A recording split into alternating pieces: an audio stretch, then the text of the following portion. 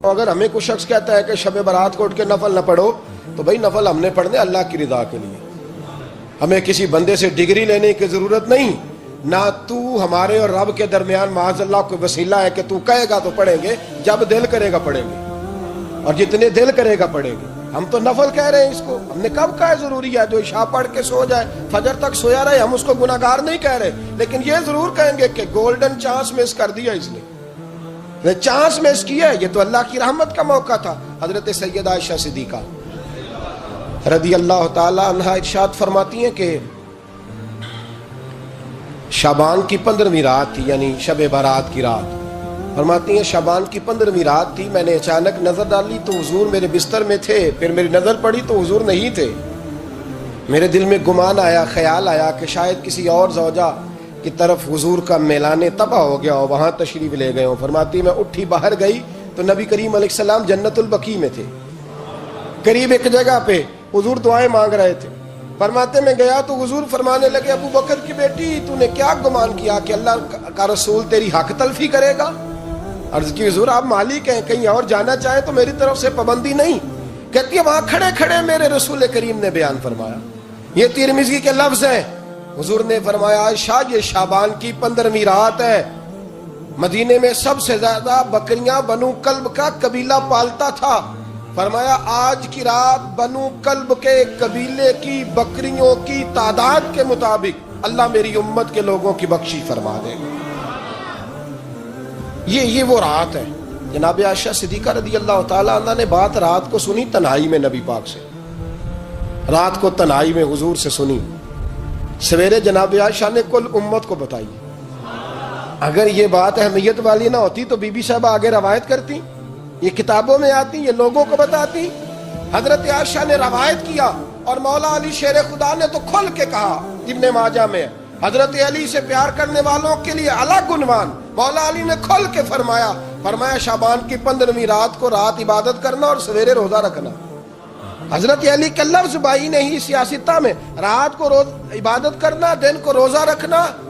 ویسے تو رب کریم ہر روز تہجد کے وقت پہلے آسمان پر نزول اجلال فرماتا ہے اور لوگوں کو فرماتا ہے کوئی بخشش مانگنے والا؟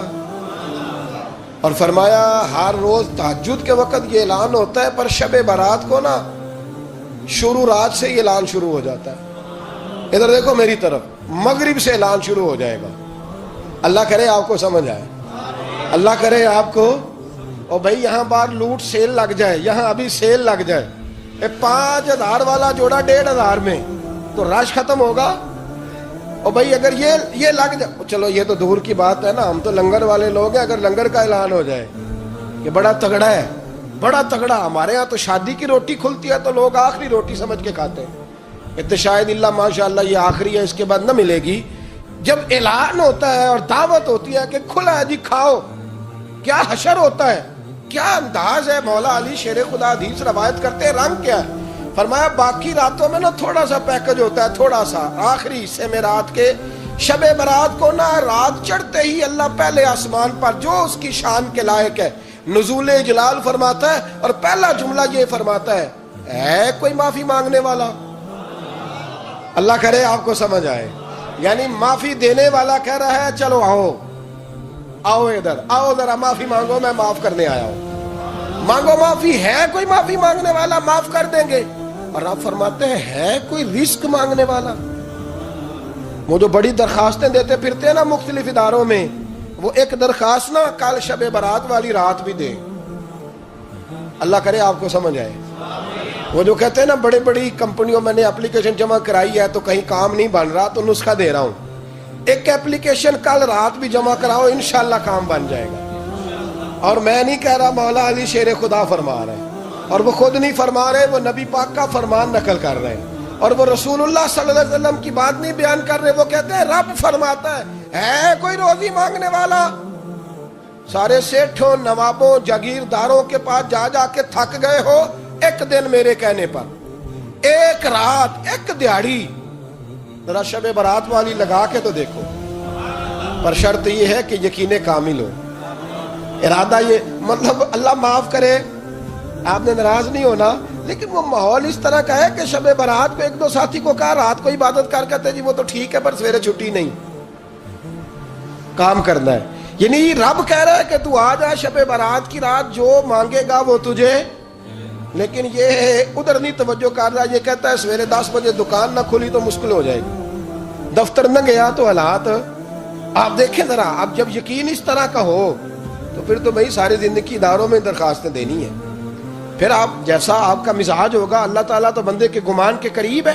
تو میرے رسول پاک علیہ السلام نے ہمیں یہ میسج دیا، پیغام دیا، فرمایا اس رات جو اولاد مانگے گا رب اسے بھی عطا فرمائے گا. اس رات جو اللہ سے بخشش مانگے گا اللہ اسے بھی دے گا. اس رات جو رب کریم سے عزت مانگے گا اللہ اسے بھی عطا کرے گا. شارحین نے لکھا اس رات جو رب سے پردہ پوشی مانگے گا اللہ اسے پردہ پوشی بھی عطا کرے گا.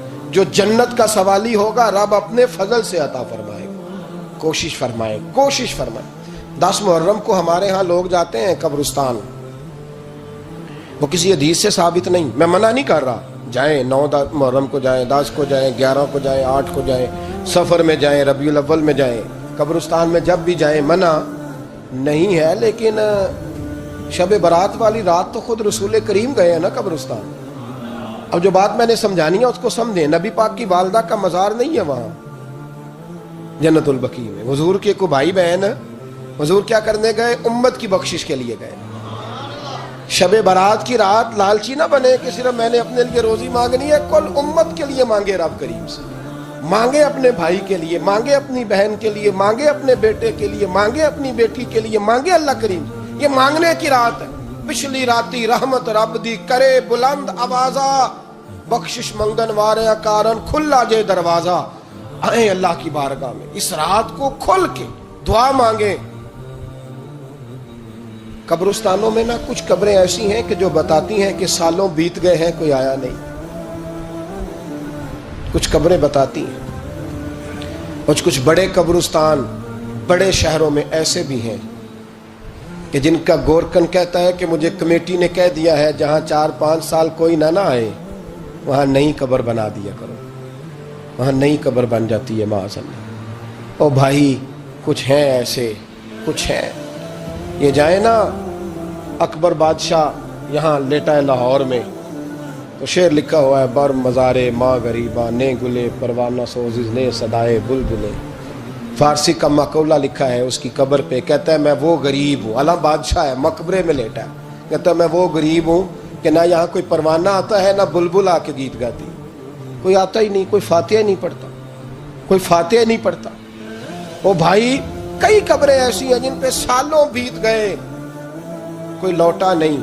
اور مشکات میں حدیث ہے میرے نبی کریم علیہ السلام نے فرمایا جو قبر میں ہوتا ہے وہ تو اس آدمی کی طرح ہے جو دریا میں ڈوب رہا ہے اور وہ انتظار کر رہا ہے کہ میرا بیٹا میرے لیے دعا مانگے، میری بیٹی دعا مانگے. پر بیٹے کو تو 27 سال ہو گئے، ملک سے باہر ہے. کاغذ بنے گے تو ابے کی قبر پہ آئے گا نا، اس کے تو کاغذات ہی نہیں مکمل ہو رہے. وہ بیٹے کو تو مشکل ہے بڑی، وہ تو کاغذات نہیں بن رہے. وہ تو دولت کا مطالبہ پورا ہوگا تو جبھی وہ کام ہوگا نا.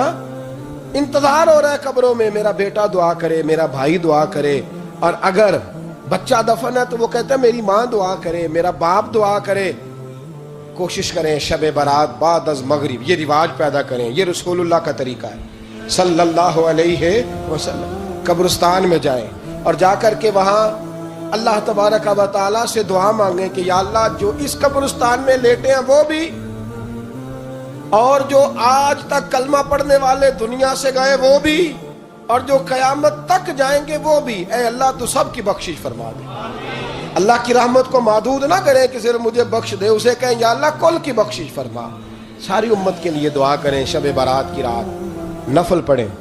ہمارے ہاں محفل ہوتی ہے ہر سال الحمدللہ، بڑے شوق سے بڑا خوبصورت ہم اہتمام کرتے ہیں. لیکن میں اکثر دوستوں سے کہا کرتا ہوں کہ جن کو اکیلے میں نفل پڑھنے میں مزہ آئے وہ اکیلے میں پڑھیں. کتنی کھلی بات کر رہا ہوں. میں پابند نہیں کر رہا کہ آپ یہاں آئیں گے محفل میں آئیں گے ضروری ہے. بھئی آپ کو اکیلے میں مزہ آتا ہے نا. کچھ لوگ تنہائی میں ہو تو دل زیادہ لگتا ہے، وہ تنہائی میں کریں اللہ اللہ کوئی حرج نہیں. لیکن کچھ ایسے ہیں کہ نعت سنتے ہیں تو دل نرم ہوتا ہے، تقریر سنتے ہیں تو دل नरम होता है, तो जिनका इस तरह नरम होता है वो मस्जिद में आए, बात सुने। कुछ को सबके बीच बैठ के रोना आता है। हजरत सादी शराजी फरमाया करते थे, कुछ लोगों के आंसू मुझे रुला जाते हैं। फरमाते हैं कुछ की आंखें देख के रो पड़ता हूँ, लिहाजा मैं जब भी जिक्र करता हूँ महफिलों में बैठ के करता हूँ। तन्हाइयों में मुझसे नहीं होता, तो जिससे नहीं होता वो आए ना, मस्जिद में आए, रात इबादत करे। कल मगरिब से पहले पहले काम समेट ले सारे, और मगरिब के बाद ये रात शुरू होगी, मगरिब के बाद एक छुट्टी कर लो अल्लाह रसूल के लिए, कर लेंगे इंशाअल्लाह ताला एक छुट्टी। और तौबा की रात है ये, तौबा करनी। तौबा किसको कहते हैं? तौबा का माना है पिछले गुनाह पर पछताना, शर्मसार होना। कहते नहीं ऐ काश मैं न करता, और वो लफ्जों में नहीं, जुमलों में नहीं, तौबा रटी रटाई नहीं, शर्मसार होना और आइंदा गुनाह न करने का पक्का इरादा करना, इसका नाम तौबा है। देखें, अल्लाह ताला फजल करे, मैंने पिछले साल कहा था, फिर कहता हूं, मस्जिदों से ना शब बारात की रात, शब कदर की रात चीखों की आवाजें आती हैं, लोग इतना रोते हैं। रोते हैं ना, रोना चाहिए, कम रोते हैं, ज्यादा रोना चाहिए। लेकिन सवाल यह है कि इतना ज्यादा लोग शब बारात की रात रोते हैं, क्या फिर सवेरे बददियानती खत्म हो जाती है? जो रात मस्जिद में खुल के रो के आया है, उसका प्रोग्राम है ना कि अब मिलावट कभी नहीं करेगा, अब गाहकों से झूठ कभी नहीं बोलेगा, अब वो बददियानती का मामला कभी नहीं करेगा। लेकिन रात रोता भी रहे और सवेरे प्रोग्राम ये हो कि मैंने फिर लोगों को फरेब देना है, दाव लगाना है, तो इसने तौबा किया रात के, यहां बस ये एक्टिंग करके लौट आया, यानी बड़ी सजा बना करके सवार करके रात तौबा की। क्या मतलब है तौबा का? कि तौबा आपने की। हजरत हसन बसरी से किसी ने कहा तौबा क्या है? फरमाने लगे तौबा ये है कि जिस गली से रब ने तुझे मना किया है दोबारा फिर तू उस गली में नजर ना आए, तू नजर ही ना आए, और जिस जगह जाने का रब ने तुझे हुक्म दिया है फिर तू दोबारा वहां से गैर हाजिर ना हो। अगर ये प्रोग्राम ही नहीं, इरादा ही नहीं। बच्चे एक तो मुझे कहने लगे कल हजरत साहब तौबा के मौजू पर हमने गुफ्तगू करनी है, तो कोई बाप बताए कहाँ पे है। कुछ बच्चे शागिर्द हैं, कुछ मस्जिदों में जुमा पढ़ाते हैं। एक ने मुझसे कहा, तो मैंने कहा बेटे पहले मस्जिद में जाओ, 2 नफल पढ़ो, तौबा करो, तौबा का इरादा बनाओ, ये रस्म नहीं है। वो नात खां भी तो तौबा कर लेना, जो शब बारात के दिन लोगों को तौबा कराने आया है और 25,000 का सौदा करके आया है। तू आज इस काम से तो तौबा करना, ये नोट फिकवाने से तो तौबा करना। ये रस्म है, सारी रात तौबा तौबा तौबा तौबा, ये क्या माना है इसका? क्या मतलब करें? इमाम गजाली फरमाते हैं कि एक आदमी बादशाह का गार्ड था, सिपाही था, उसका पहरेदार था, निगरानी करता था, बड़ी वफादारी से नौकरी करता रहा।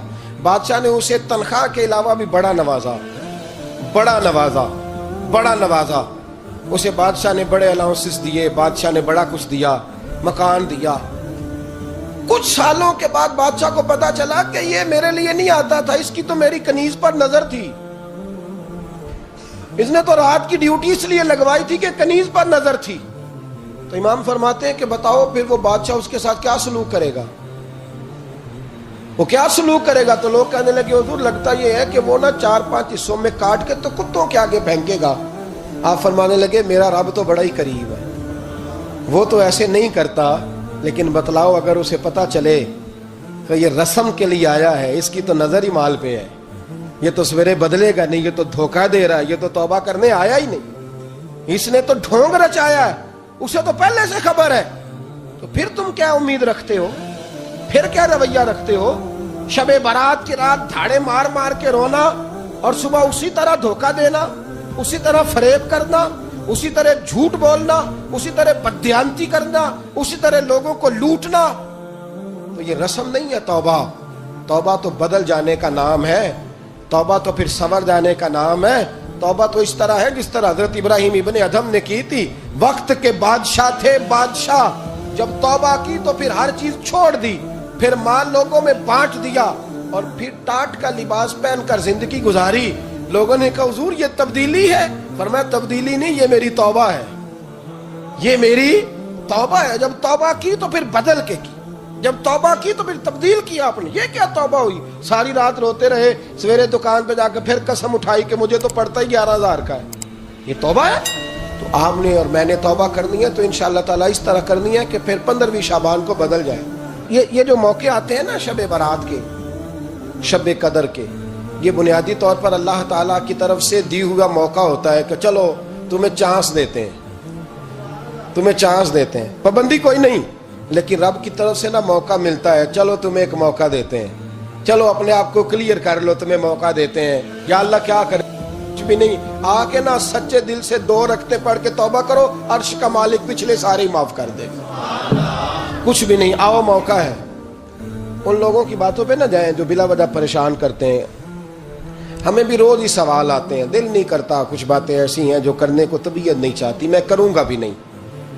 لوگوں کو شب برات کا حوالہ بھی نہیں مل رہا، حالانکہ ترمذی شریف میں حدیث موجود ہے، صحاح ستہ کی روایت ہے،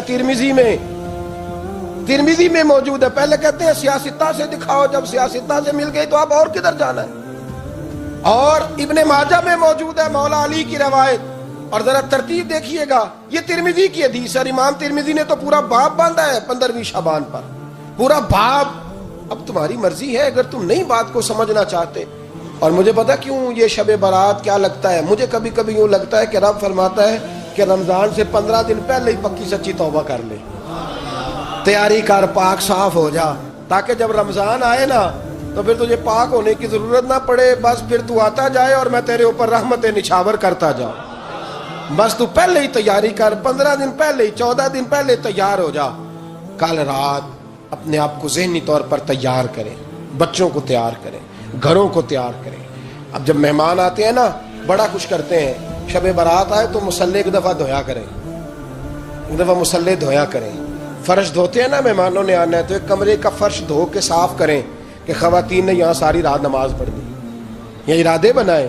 جس طرح آپ کہتے ہیں نا رات کو سفر کرنا ہے تو دوپہر میں تھوڑا آرام نہ کر لوں تو کل دوپہر میں آرام کر لیں، تاکہ رات کو رب رب کرنا آسان ہو جائے، اللہ کی بارگاہ میں بیٹھنا آسان ہو جائے۔ مکمل طور پر ذہنی طور پر اپنے آپ کو تیار کریں۔